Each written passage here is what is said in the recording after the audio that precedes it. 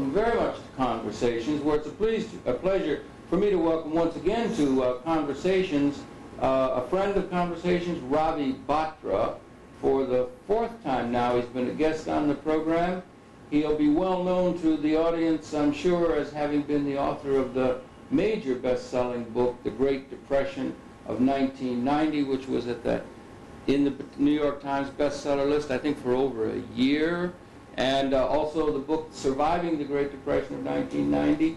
He also had been the author of a book that had been written earlier but released more recently called The Downfall of Capitalism and Communism, which was a tour de force in terms of a macro view of the development of economics on a world scale. And he's written now, I'd like to show right at the very outset, another monumental book, if I may say so, called The Myth of Free Trade, a bombshell of a book, as many people are calling it, where this time Dr. Batra takes on the myth of free trade, which is almost dogma in the minds of many people as sacrosanct. He takes this on, and it's a great pleasure once again to welcome a friend to New York City and to Conversations, and once again welcome very, very much to the program, Ravi Batra. Yeah, thank you very much.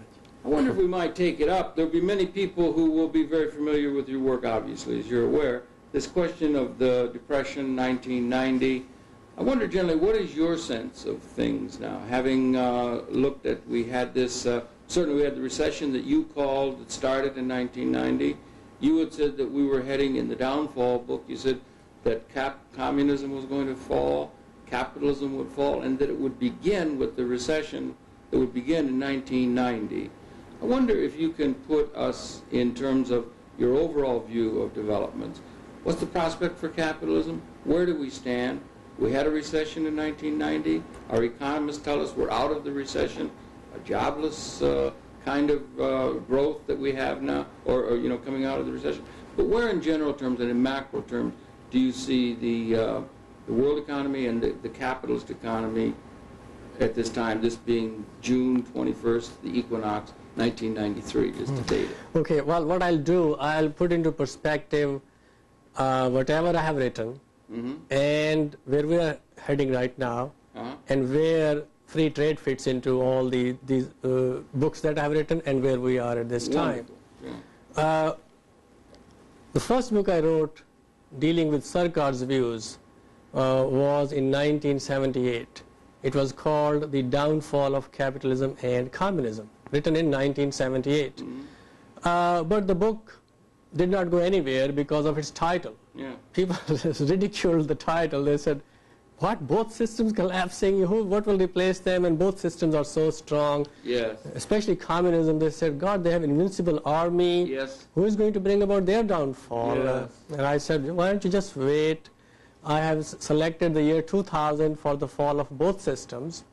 By that year, we will have both systems falling and collapsing. Yeah. So, and you were about the only person saying that. Well, there were others who would say capitalism is going to collapse, like Marx had said that. Yes, right. Yeah. Somebody else will say, well, communism is going to go away, but nobody would put the date on it. Yes, right. Nobody would put the approximate year on it, and it's like saying that one day the sun is going to disappear. Yes. That kind of prophecy, if unless you date your prophecy, it's not a prophecy at all. So I said, from my calculations, I feel that by the year 2000, first of all, Soviet communism would be gone, not the Chinese variety. I did not mention the Chinese variety at all. I said Soviet communism would be gone, and in its place would come a democracy dominated by the bureaucrats or technocrats, unlike a democracy we have in the West, which is dominated by wealth.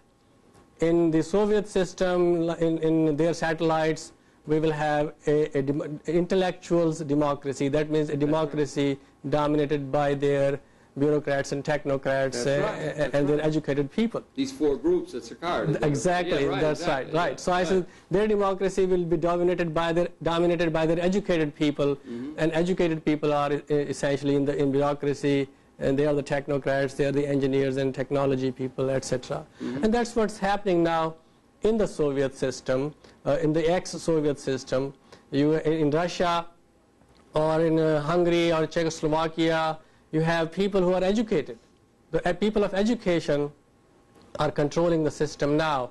They have their BAs, masters. They're not the army type of people who are controlling the economy and politics before. Do you have an entrepreneurial class coming up? I mean, apart from government bureaucrats? The entrepreneurial class is coming up, but it's not dominant. Yeah, right. It will be dominant maybe a few hundred years from now when they move into their age of acquisitors. But right now they are in the age of intellectuals, which means they have a democracy dominated by people who are educated, people with master's degrees, PhDs, or engineering background, and so on. They've had a heck of a time making the transition, and they're in a transition now. Poland seems to be doing pretty well. I mean, as far as East Europe. They're all suffering, but that's the nature of transitions. Yes, right. There is always some pain. Yeah. And before this, the ultimate source of power was their army. That's right. But not anymore. Army has been discredited now, which means they're moving out of their age of the warriors, going into the age of intellectuals. And you were the only one who saw it this way, and was the only one who was able to call it that way. Well, it was actually wisdom that came from my teacher, yes, and I passed it on to the West and to others. I would like to extend, if I may, my condolences on his passing from this realm. Thank you. Yes, it was a loss to the world. Big loss to the world, in fact. That's right. So I passed his wisdom on to others and applied history to his theory, and it's incredible. According to his theory, Russia should have been in the age of intellectuals by now, and that's exactly what has happened. Sure enough, yeah. Now, the other forecast that I made in that book was about the downfall of capitalism. Now, by capitalism, I mean the rule of wealth in politics, and therefore the rule of wealth in every other institution, because once you control politics, you control the economy, you control the society, you control everything else. So capitalism to me means the rule of wealth in politics, and that dominance of the wealthy in politics is going to fall, is going to disappear. Yeah, and that certainly was a theme, don't you think, in the last presidential election? That's right. Everyone was talking about the vested interests, special interests, few who own and control so much of the wealth. That was the theme in the 1992 election. That would be a bigger theme in the 96 election. And you and I have always had an agreement on this, because I always liked Louis Kelso, who had pointed this out, and Sir Carr had always pointed it out, that a basic cause of the world problem is a basic fundamental cause, long-term cause, is the maldistribution of wealth in the world and the injustice that does exist in the everyday world as we live in. So by the fall of capitalism, capitalism to me is not a free enterprise system. Free enterprise or markets have always existed in history, but wealthy have not always ruled society. The fall of capitalism to me means the elimination of the dominance of wealth in politics.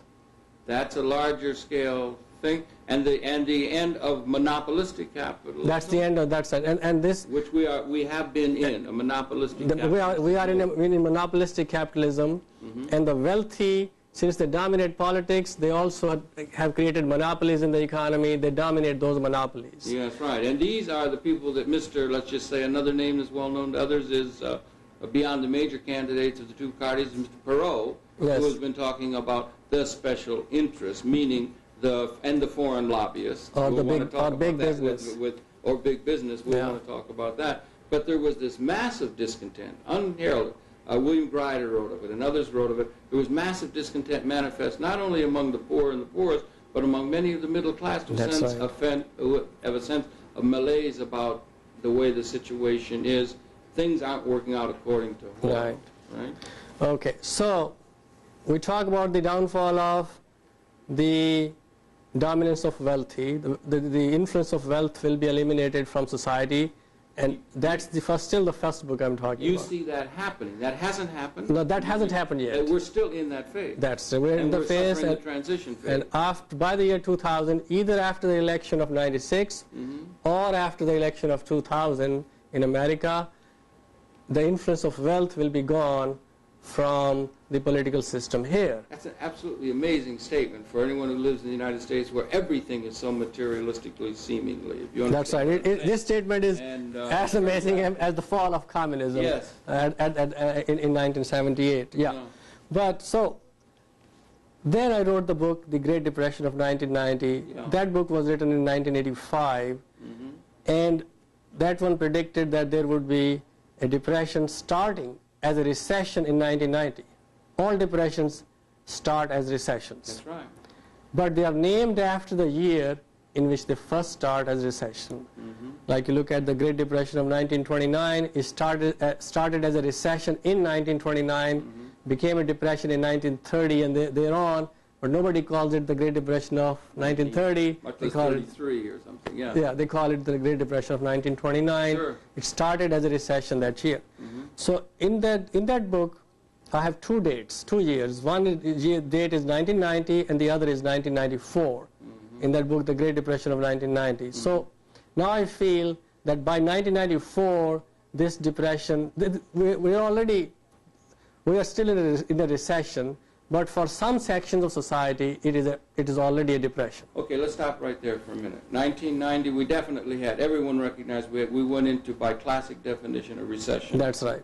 All of the economists have said, and Mr. Clinton particularly now, the leading cheerleader, will say, we're now, and Mr. Bush used to say, we are now coming out of the recession, and by normal standards of reading what a recession is, by the traditional standard, we have come out of a recession. People were worried about a triple dip, that we would go back into it, but that we're in recovery. You take exception with this? Well, yes, I take exception to this because the way I defined a recession and a depression in my book was that if you have a high unemployment, you are in a recession.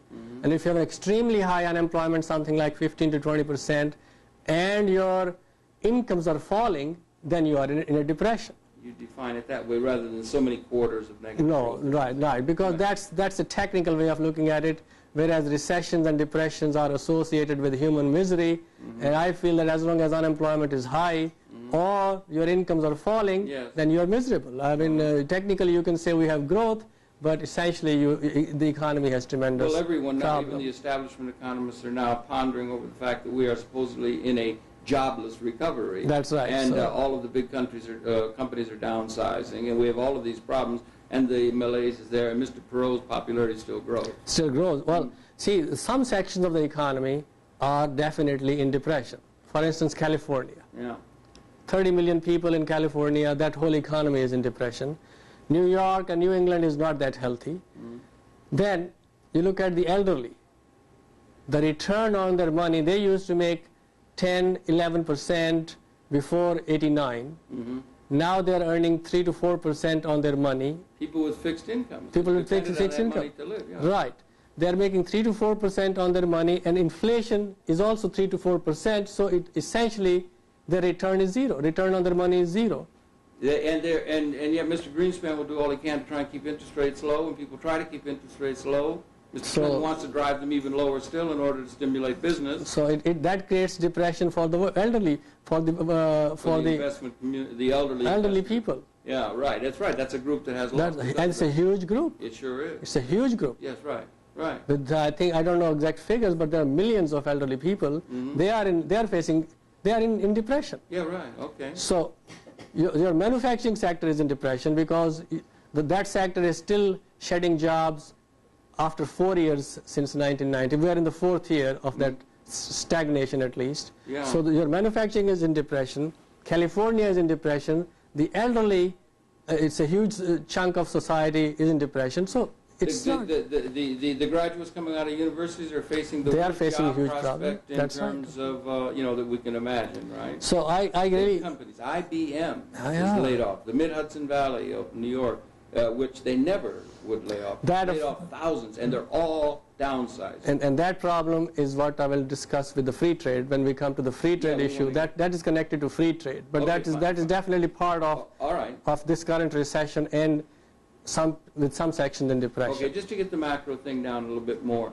The idea of there being a downfall of capitalism, which is a huge prospect, a huge view that you have, despite the optimism of our political leadership and some of our attempted optimism of the economic, you think we're still heading for a calamity in terms Yes. of the capitalist world that would be comparable to the downfall of this capitalist system, That's right. much as the communist system experienced the downfall of That's its right. system. You still hold with that. What are the dimensions of when and how that might come about. That's where where we are now. That's where my third book, or the fourth book, the current book, The Myth of Free Trade, fits in. All right. But this book is not just an explanation of why the living standard has been declining in America for the last 20 years.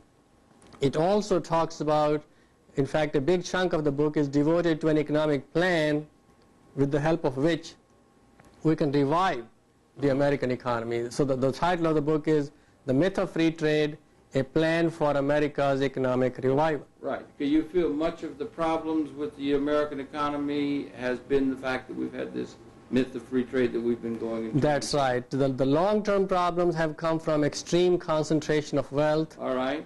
But which is still there. Which is still there.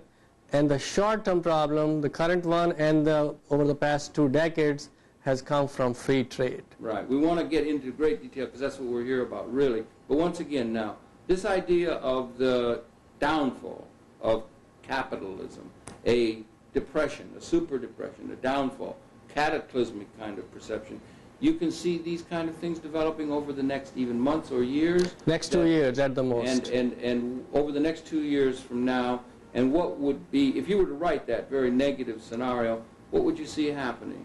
I would, and that is connected with free trade. See, see, free trade is the short-term trigger, whereas concentration of wealth is the long-term problem in the system.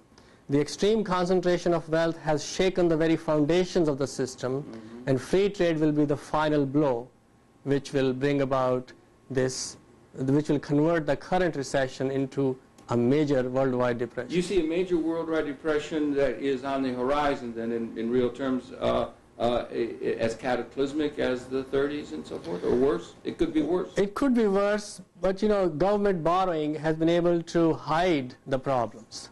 So it may not be very clear to all the people, but if you look at likelihood and probability, I would say there is 60 or 70% probability that we will have a very bad depression.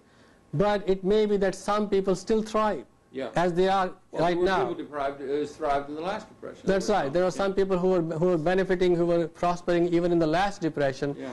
So the establishment or the government may confuse the misery of the masses with the prosperity of the few.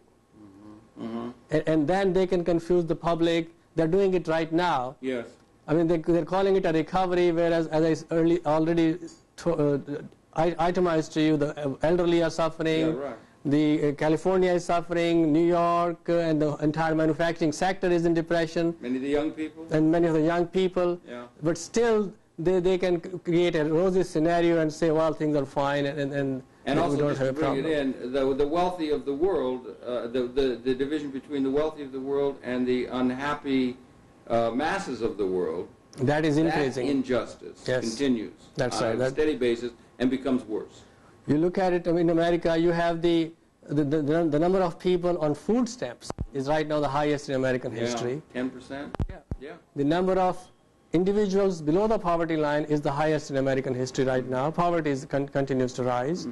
And yet people paint these rosy scenarios, so they might try to confuse the public, well, we don't really have a depression, but the mood of the country will reflect. And it does. And again, that's back again to the discontent that's manifest with Mr. Perot and others. That's right. Yeah. That's right. And with you. Okay, and you see this happening still as a thing that we have to be concerned with and so forth. Yes. Now, you have been all of your time, maybe you could bring us, we want to get to the book, The Myth of Free Trade. You have been all of your life, virtually, as one of the leading economists of the world that the world listens to, have been a free trader. That's right. Free trade. And yet you recently, if you sit off camera, came to the conclusion that much of your thinking had been inappropriate to the future, and you've changed your mind, and you've from your traditional view, and it's contained in this book. What caused you to change your mind? Maybe you can fill us in. See, I had always wondered about the short-term trigger. See, I had talked about long-term forces in the earlier 2 books.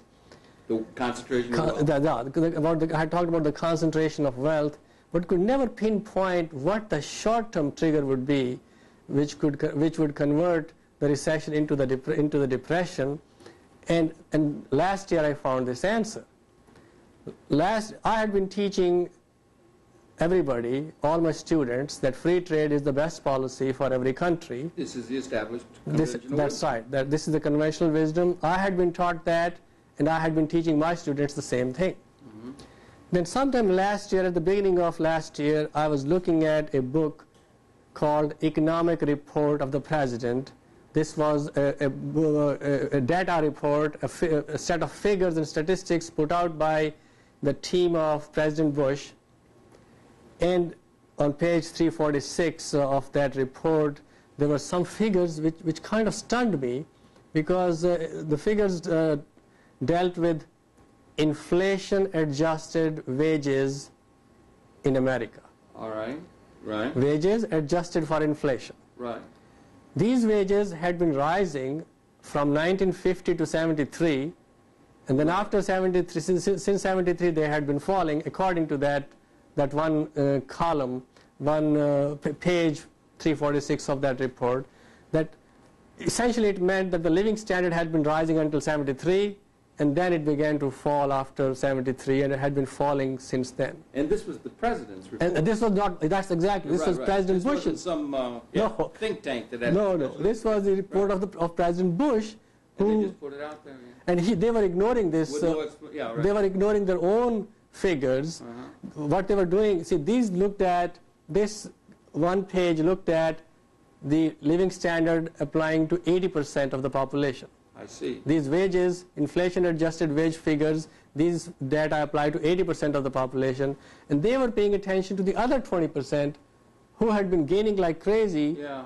And when you combine the two together, 80% plus the other 20%, the country still seemed to be growing. I see, with your GNP over. With the real GNP rising and everything. Yeah. So they had ignored these figures altogether, and that kind of stunned me. Yeah, and you, Alan Sinai, you said. That's right, Alan Sinai. I picked out 1973, more recently again, though, I think. That's right, he was quoted in some places. Alan Sinai picked 1973 out, and there are many others who have pointed this out. You read this again and again. Did they point this out in 1975, 76? Or No. was this pointed out only recently? Only It seems recently. to be being picked up that there was some sort of a glitch there that had been lost by economists. That's right. See, at first, the fall in this living standard, or we measure this living standard by the purchasing power of your wages. That's what inflation-adjusted wages are. At first, the fall was 1% a year. So nobody noticed it. But if it is 1% a year, by 1990 it was 18%. Amen. And by the election of 92, the fall was 20%. Plus, if you add the higher taxes, the sales tax, the higher social security tax that the vast majority was paying, and is now paying, the after-tax fall is about 30%. And that has become noticeable now, and that's why economists have now become aware that there has been a sharp fall in the living standard of the vast majority of Americans. 80%. But yeah, about 80% of Americans, even though GNP, the gross national product, has been rising year after year, and the reason is the other 20% have gained so much. Yeah, billionaires. That's right, multimillionaires, centimillionaires, billionaires, they have gained so much that their rise has obscured the falling living standard of the other 80%. But it certainly didn't rise all boats. No, not at all. So a couple of big super carriers. That's right. Yeah. So when I saw this figure, and I said, look, this is not coming from a biased statistical or a leftist person. Right. This is coming from President Bush's own report. Right. So, and I know that since 1973, and I'm a professor of international economics. You have been all along. You wrote 2 definitive books on it. 2 different books defending free trade. Defending free trade. I'm embarrassed to admit that. That's all right. You shouldn't be embarrassed that you can make change when change is called for. Is a mark of great character. Well, I feel that economics is called a social science. Yeah. So a scientist should change his attitude when he's faced with new information, and that's the way I feel, that I have new information, so I'll change my view. Since 1973, trade has been rising in America, has been climbing and climbing in America. So I went back into history, and I found for the first time in American history, the United States switched to free trade in 73. What do you mean when you say switch to free trade? Okay, until 1973, tariffs on foreign goods, that is import duties on foreign goods, were very high. In fact, they were high until 1950. Yeah. Okay, they were high until 1950. They began to come down after 1950. But 1950 is still not the year of free trade. Free trade means two things. You have to have low tariffs, zero or extremely low tariffs on foreign goods. But the second thing is that trade should be high enough to affect your economy. All right, yeah. Right. I mean, if trade is very small, free trade is then irrelevant. So in 1950, after 1950, tariffs began to come down. But it was not until 1973 that trade began to soar and soar and soar, began to climb and climb and climb. So that's why I selected 1973 as the first year when free trade became relevant to America. Yeah, I wonder if I could. Maybe we can just come in quickly and maybe we can show it afterward in camera up tape. But this is the chart, the graph you have that shows the, you're familiar. Yeah, that's right. The graph that shows, and it might be, you can come in tight with that on camera and then we can pick it up after. But it shows that throughout much of the history of the United States, contrary to the way many people might have thought, tariffs were very high. Tariffs were around between 40 and 60%. So this goes across, what is it on the left side here? I can't see without my glasses. 1820 to 1991. 1820 to 1990. So here you've got these tariffs up in the 60 percentile. That's right. 60%. The range was 40 to 60% for much of America's history. Right. Now they're down to 5%. Right, right. And they went down. And here's coming up into the Smoot-Hawley tariff of 1930. Yes. We'll want to talk about that. We'll talk about that, yes. And then it comes down precipitously like that after the Second War, and then it comes after GATT. We'll want to talk about That's GATT. right, yes. And then we'll want to talk about the Uruguay round we're in now, but there was then the Tokyo round, the Kennedy round, because of all those GATT negotiations, tariffs kept coming down, but trade was still not relevant to the American economy until 1973, because it was still a very small percentage of the national output. It is only after 73 that it began to soar, it began to climb, so that's why I've selected 1973 as the first year of free trade in America. And did you think it was affected by the GATT and by the various rounds that brought the tariff rate down in the United States consistently? There's a relationship between that. That's right. We're down now to 5%. Right. In the United States, virtually an open market. Well, we're a totally open market now. Totally open market, whereas it had been protected traditionally. The relationship between that and the increase of world trade. That's exactly. There is definitely a relationship between falling tariffs and rising world trade. And it's been generally accepted by the economics and the political leadership of the world and the United States that the lower the interest rates, the lower the tariff rates can be, the freer the trade that can be, the greater is the prosperity for That's all. right. That free trade raises all boats. That's right. And in fact, that's what I had been teaching to my students. You've been teaching. Right. Until just a couple of years. Until 1991, in fact. But then when I look at this data, the standard of living measured by the purchasing power of people's wages was falling since 73. And then 73 also happens to be the year when trade began to climb. You put the two together, then you see the connection. Did you make a chart for that? Yes, that's right. Yeah, you do. You and Mr. Perot both have your own. And you made this chart yourself. Well, right? This I made myself. You did. Really good. You're getting good at chart making. Right. It's fair enough. Here's a point you can point out to us, and then maybe we can comment on the chart. What we're looking at this. What we have here is trade to GNP ratio and real wages. Real wages mean inflation-adjusted wages from 1950 to 91. I'm looking at only the post-war period. Yes. Okay. Now, there are 4 lines here. One is here, 1, 2, 3, and 4. There are 4 lines here. The bottom line is looking at trade as a percentage of gross national product. I see. Now, that defines to us the volume of trade. Now, why do we look at this percentage? Normally, trade grows by itself when the economy grows. As there's more people in the country, population grows, output rises, then people demand more foreign goods anyway. So trade rises by itself as the economy grows. So to look at the measure of volume of trade, you look at trade as a percentage of GNP. All right. Okay. Yes. And the upper 3 lines look at inflation-adjusted wages, the red line in manufacturing. Yes. The blue line looks at the average of all industries. And the green line looks at the inflation-adjusted wages in services such as retailing. And this vertical line is right, and that's the year 1973. That's the year 1973. Right. Okay. Now, what you find? You find that from 1950 to about 1973, volume of trade is not only low; it's very low. It's below 13%, but it's more or less flat. It's constant. It's more or less flat. This is despite GATT. Despite GATT. Despite all the tariffs declining, this is more or less constant, and the reason is that the foreign economies were still building themselves after the war. Right. They were rebuilding, so they were not exporting much to America. Now, when trade is low, constant, and insignificant to the American economy, see what's happening. Real wages, they're rising in every industry. Yes, sure. In every sector in America, they are growing. Yes, that's right. Okay. After 73, trade shoots up. Yeah. There is this minor drip. Still, we never come back to below 13%. After 73, trade shoots up, and now it is. There's a dip with the recession of 1980. Yeah, there is a slight dip here. Yeah. That was the fall in the dollar occurred after 85. There was a slight dip, but still, we were above this 13% average line.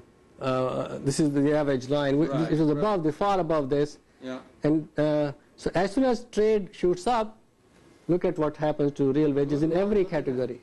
In every category, in everywhere they begin to decline. Sure enough. And they have been declining ever since 1973. And these projections could go this way and still give the same picture. That's right. That's right. If you go back in time, you find the living standard in America has been rising since 1800.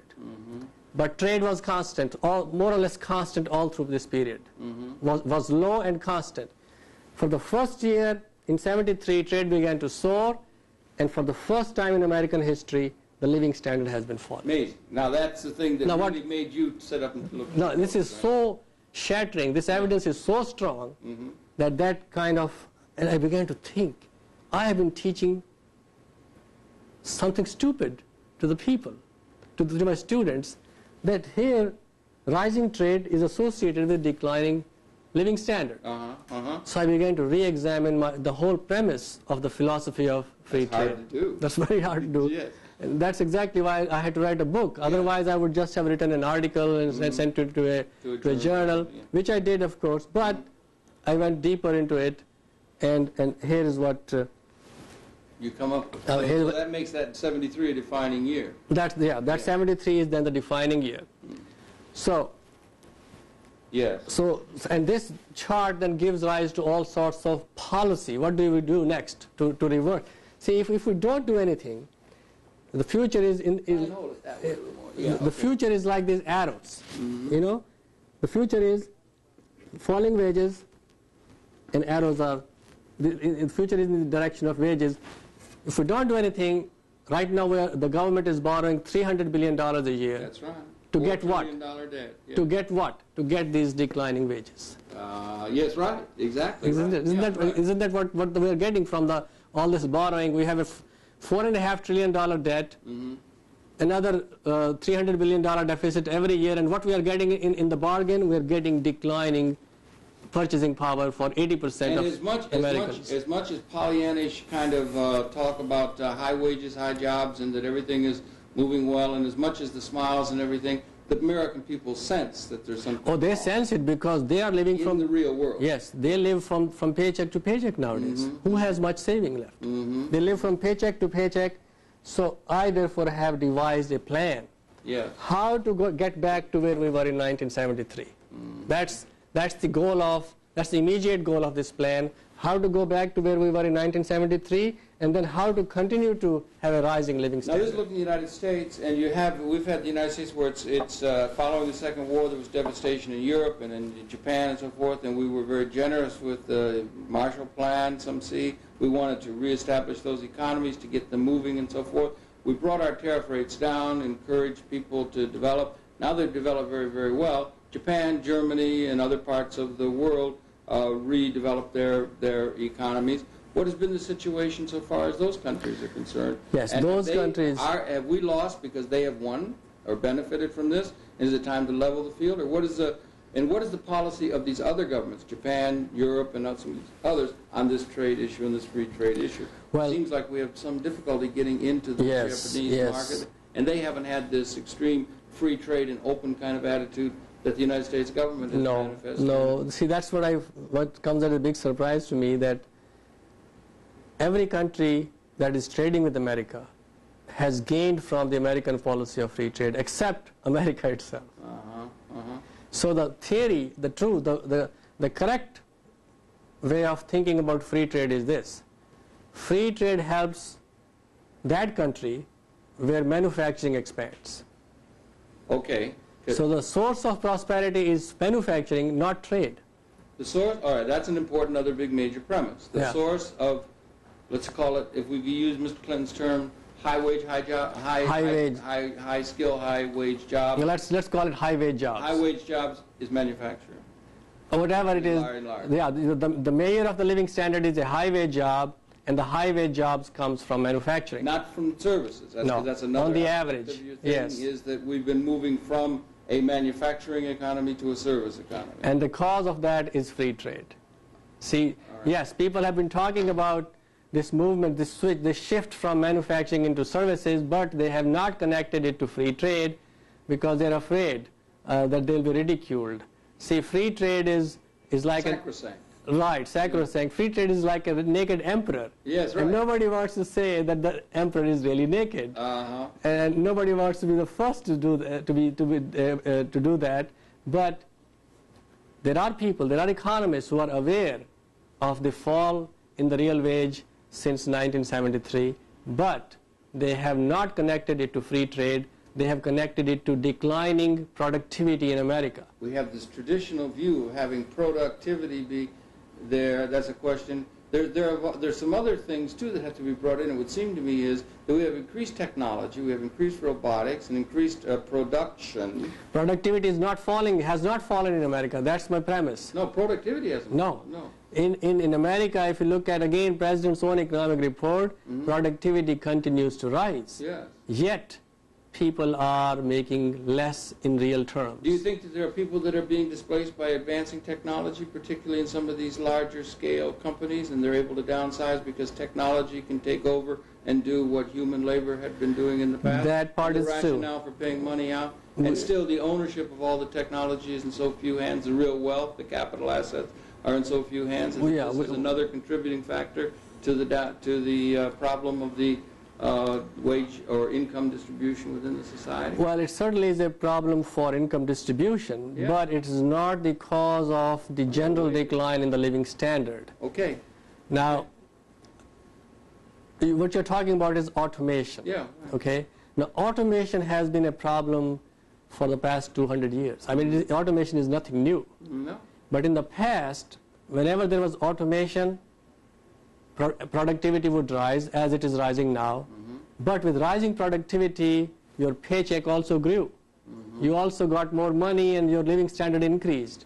But now, as productivity still is rising, but your paycheck is shrinking, the purchasing power of your paycheck is shrinking, your real wage is falling, and that has never happened in America before. Well, it may be that automation process is catching up with us, with expert systems and so forth. It may be. It's not. It could be. It could be, but instead of saying sticking to productivity as a measure, we should look at productiveness of the overall economy. One part being technology, one part being wages. That's right. And get some ownership of the technology into people as a way of distributing income, that would be distributing all income by wages. That would be another reform. Yes, yeah, that will be one that that will be complementary to the way you see things. In fact, that's the way the future would be. Yes, after capitalism falls, then there would be economic democracy in the country, and ownership will be more spread out, and then of course living standard will also be higher for the people as a whole, and there will be more equality. That is the wave of the future. Yes. Yeah, that's the way. That might be what Prout and a long-term, if I may, from my vision, a long-term fulfillment of the vision of Lewis Kelso, a combination of those two things might be that which will emerge. That's the post-capitalist society. Yeah, that's what we could. But it's good to have a view of that light at the end of the tunnel that we're going to. But as for now, and as for questions that we have now with this question of trade, and for policy decision makers, this sacrosanct view of the lowering trades, we're still in the Uruguay rounds. They're not all finished. And they are still talking. They're still moving. They're still moving in this direction. They're talking about. Yeah. They're talking about moving this trade even in the upper direction, further up. Yes. And in sacrosanct terms. Yeah, in sacrosanct terms. They're talking about getting NAFTA. Let's talk specifically, because everyone will know about NAFTA. That's the American, the North American Free Trade Agreement that's now being pushed, and it seems to have been accepted by Clinton. I wonder if you could address yourself to it. So if you look at this NAFTA, those who oppose it and those who are in favor, they're both talking about the estimates of what NAFTA will do to our economy in the future. Okay, they're estimates, so they could be right or they could be wrong. In fact, this debate has become so emotional that these estimates are most likely biased. The best way to examine, to see what NAFTA will do to our economy, is to see what free trade has already done to us. Which is my chart. Right. I mean, just project those and it's disaster, right? Exactly. Yeah. Just project these, and there is more of the same. In fact, acceleration of the disaster, because look at this. Real wages are falling without NAFTA. Right. This is without NAFTA. Right. So you add NAFTA to it, while they are going to fall this way, the fall will be much steeper if you add NAFTA, because NAFTA means not only more free trade, it also means more investment by American companies into Mexico, faster relocation of plants into Mexico. Plants that can freely bring market the goods back here in the United States. That's right. But if we had high tariffs... All right. That's where we... Yeah, go ahead. Go ahead. We're getting into the policy stuff. We'll come back. I mean, so many. Recently, Smith Corona announced somewhere in New York, they're moving their plant to Mexico. It's that great sucking sound. That's Ross Perot talks about. Yeah. Exactly. Yeah. So, both sides are talking only about estimates. I said, well, let's look at facts, reality. Yeah. What free trade has already done to us, and we know it has destroyed our living standard already, and you add NAFTA to it, you will be accelerating the free trade is maybe it's good for us to say, because a good deal of the trade has been with Japan and other countries and so forth. This idea of the free trade has already resulted in this, and your general prescription as far as how we might face this runs counter, as usual, runs counter to established wisdom and established sacrosanct thinking. The established wisdom is that free trade increases competition and reduces consumer prices. So it's good for the consumer. Now what I'm saying is, yes, competition is great, but internal competition is much better than foreign competition. Internal within the domestic within the market. Country, within the market. Yeah. Because foreign competition, see, the merit is in the idea of competition, not in trade, not in free trade. The merit is for competition. Yeah. So foreign competition can wipe out your domestic industries. They have wiped out television here, fax machines, VCRs. Foreign competition has wiped out many of these industries in this country, in America. And they're zeroing in on what's left. Hardly any, or zero or hardly any production of these things. Yeah. Whereas internal competition can never wipe out your domestic industry. So that and what you would want to encourage would be, let's say, within the United States, is that we should perhaps break up monopolistic control and create real competition within our own economy. That's right. Well, this is to bring back some manufacturing and some other kinds of things within our own economy. Exactly. And each country might well to be able do the same thing. Encourage competition among the various manufacturers of or economic activity within their own country. That's right. But to have the free, as long as free trade is there, gobbling up so much of this, and these corporations, that will never work. That will never work. So, and that's the situation we're in now. That's the policy. That's the policy prescription I have. Part of the policy prescription. So, the other side of the other argument that free traders have is that free trade brings down inflation and consumer prices. Now that part is true, but they are forgetting that these same consumers are also employees somewhere else. They're also workers somewhere else. So free trade on the one hand in America has brought down inflation, but it has depressed wages so much that wages have lagged behind inflation after 73. That's why the real purchasing power of workers is falling. While they gain on the inflation front, they lose much more on the wage front. Before 1973, when we didn't have free trade, wages always were ahead of inflation. Now they are behind inflation. Yeah. See, Very, the very same disturbing consumer, long-term, the same consumer is also a worker, which we forget. Yeah, that's also true. And that's also back to that automation question, is that if they had ownership of some of that technology, that could create another expanding market that could buy that which we're capable of producing too. Yes, and that is another way to distribute. In fact, that is also relevant to what we said earlier about internal competition. Yeah. If you had a lot of small producers, ownership was spread out. You have a lot of small producers, then there'll be a lot of internal competition. Okay. Now, to arrive at that sort of a situation here in the United States and on a world scale, you advocate a drastic change in our tariff policy. That's right. I say let's go back to what America did successfully for 150 years and as a result had the highest living standard in the world. And by the way, the same policy is now being followed by Japan, and Japan is now the leading country, and we are behind Japan and Germany. Yeah. See? They have not been an open economy. No, they have studied our history. Yeah. They said this is worked for America, let's do the same thing. And we are shooting ourselves on the foot by having reduced our tariffs so much. So now here's what I'll do. What would you advise Mr. Clinton and Mr. Reich? And so Okay, this is what they should do. First of all, they should raise tariffs from the current 5% to about 40%. That was the average that prevailed for almost 150 years in America. Immediately you're going to have people calling Smoot-Hawley and saying Smoot-Hawley caused the Depression of 1930. That's right. They're going to call Smoot-Hawley. Hawley-Smoot, yeah. Right, and they're also going to talk about trade war. Yeah, trade war. Let me explain first of all, a trade war will be great for America. Okay. And let me tell you why. All right. America is a trade deficit nation and has been so for the past 10 years. We are right now, our deficit is around $100 billion a year. That means we are exporting goods worth $500 billion, we are importing goods worth $600 billion.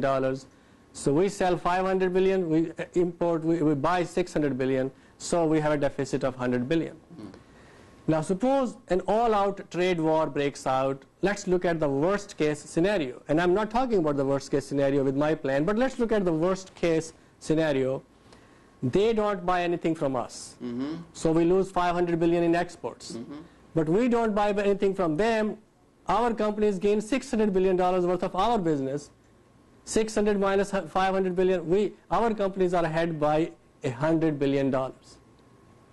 Right away. Yeah. No matter, that's the worst trade war.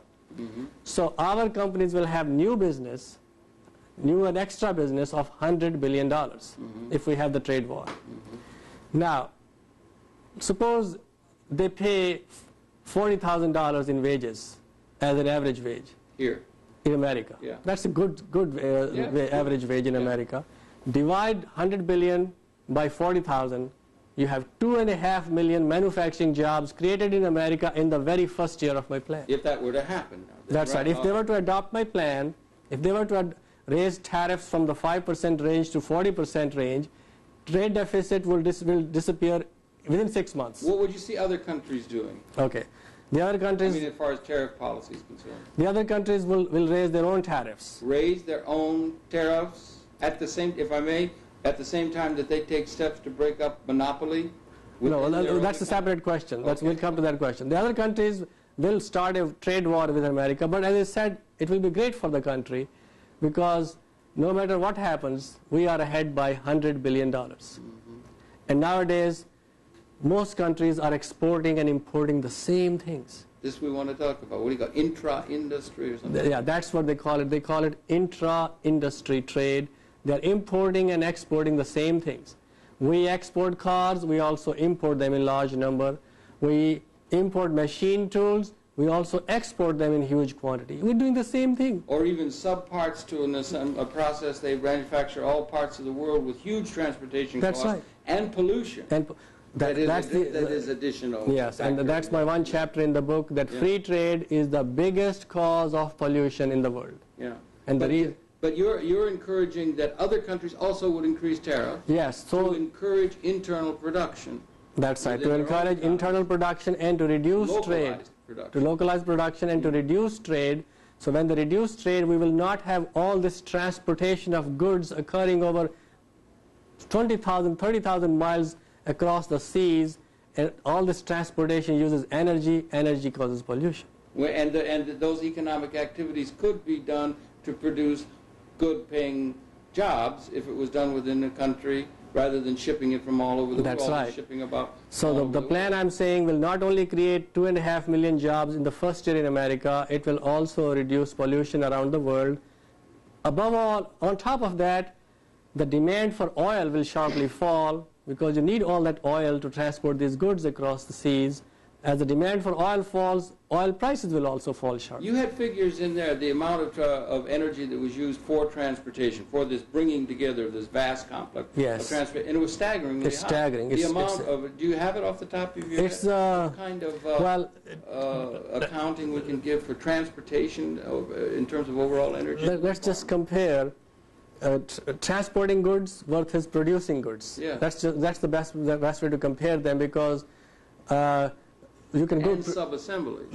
Right. Yeah. But that's also production. Yeah, right. So transportation uses more than twice as much energy as equivalent local production. Those are the figures from the United States statistics. So that's why I say free trade, which is essentially transportation of goods over long distances, free trade is the biggest polluter in the world, because transporting goods takes more than twice the amount of energy than local production. So if we were to reduce world trade through these tariffs, and there would not be much loss, because countries are selling the same goods to each other. Yeah. They're exporting and importing the same products. 80% of world trade. Producing a nut in one continent That's right. and the bolt in another continent. But what would we say to the big multinational corporate boards and CEOs who say that we are just operating in the maximally beneficial way with this whole spaceship Earth and this whole planet, and this is the most efficient way for us to produce. For them, it is the. And we're only making these transportation decisions because it's in the most economic way for us to do it. We're trying to maximize. That's right. They don't worry much about the environment. They don't worry much about how that they're polluting Earth, and in the end, who knows what horrible consequences will come in the long run from all this pollution. Already many magazines have talked about rape of the oceans. They're just and this ozone filthy. Is very, very, very. That's right. The ozone problem. There is no economic factoring of those costs into the economic thinking of the boards of directors. Not at all. Not at all. And also, they are people who are drawing very, very high, handsome salaries. Thank you very much. Right. So free trade. And suffering the economic consequences of the masses of the people of the world who are suffering, in your view, under these free trade policies. Free trade is loved. The CEOs and the big companies, big business loves free trade, because they can locate production at the lowest wage country, in the lowest wage country, make maximum profit, and that profit goes into the pockets of the CEOs. Whereas the American workers suffer, the environment is polluted, that they don't care about. So big business wants free trade, and that's why free trade is so popular. Yeah, they happen to be the special interests. That's right. Of this. And this would be something that would have to take in order for something like this to happen, it would require a great deal of the general citizenry in a certain sense. It seems not to be something that's going to emanate out of the boardrooms of our major corporations. That's right. A mass grassroots kind of. It will have to be action from the grassroots. And fortunately, in this case, in the case of my current book, it has some grassroots support is emerging automatically. In fact, there is a association in Dallas. It's called Buy America Back Association. Buy America Back Association. Yeah. They have already taken my book and made it their own cause. They want to materialize my economic plan. They want to educate congressmen and senators. And in fact, they have an 800 number. If the listeners, you can give it, we can put it up. But what is it? The 800 number is 800-643-2223. Okay. 800-643-2223.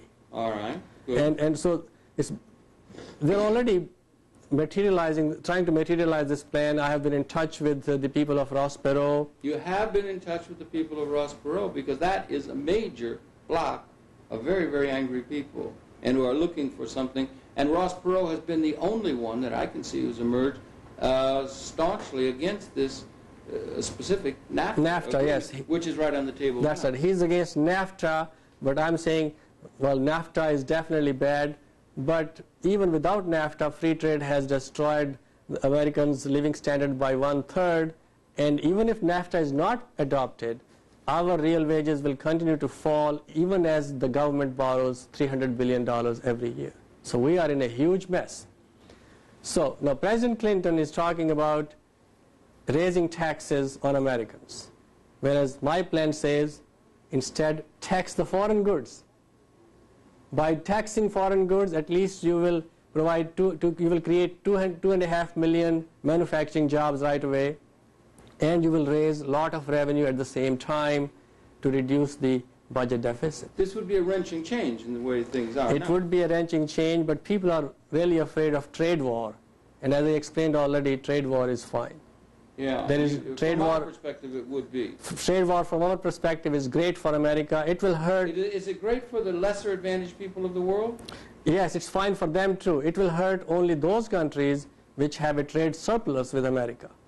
But trade surplus is an act of trade war itself. If you have a persistent trade surplus, that itself is trade war.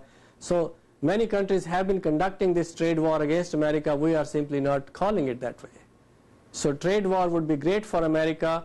America would benefit a lot. The countries with surplus will suffer somewhat because oil prices will fall, pollution goes down. They will have these benefits from reduced trade in the world. If we did this, this could help ameliorate, or this could help stave off this larger scale downfall of capitalism that you have seen over the longer haul. Well, the downfall of capitalism would occur anyway because the wealthy control politics and they pass all sorts of laws in their favor. But the transition may not be as miserable. The people are suffering so much now. For the masses are suffering so much now in America.